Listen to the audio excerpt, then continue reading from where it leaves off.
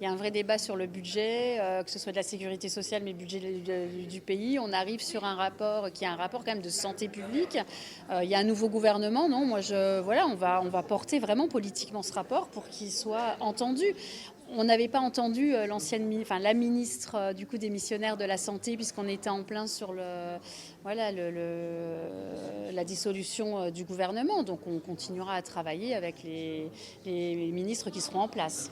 Comment est-ce que vous résumeriez votre travail Est-ce que ce qu'il faut retenir principalement, c'est cette question de la réorganisation dans les bassins de vie? C'est vraiment la clé de la solution?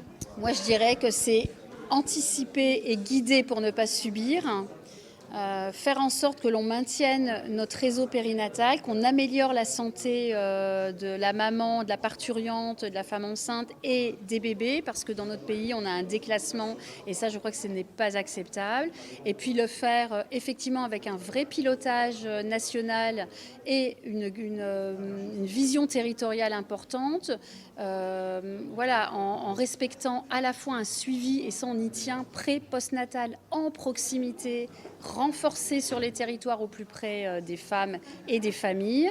Et puis, à chaque fois qu'on a des plateaux d'accouchement qui ne sont pas sécures liés au nombre et aux problèmes de démographie médicale, il faut accepter de regarder la vérité et voir comment on peut regrouper des plateaux d'accouchement à chaque fois que c'est nécessaire, mais surtout de ne pas en faire un dogme de seuil. Et ça, on a vraiment voulu sortir de cette logique-là. C'est ça, en fait, il y a maintenant des difficultés à avoir des soignants dans toutes les maternités. Vous dites que face à ce constat, il ne faut pas s'arc-bouter sur le fait d'avoir plus de médecins dans les endroits où on n'arrivera pas à en avoir. Il faut faire de la réelle politique et adapter ces maternités à d'autres offres de soins que juste l'accouchement qui peut être dans d'autres endroits, c'est ça? Ce qu'on dit, c'est que bien sûr, il faut, et on le dit pour tout, il faut former plus de professionnels de santé. On a un numerus clausus, maintenant un numerus aportus qui nous pèse encore aujourd'hui. On voit bien qu'on a une démographie médicale.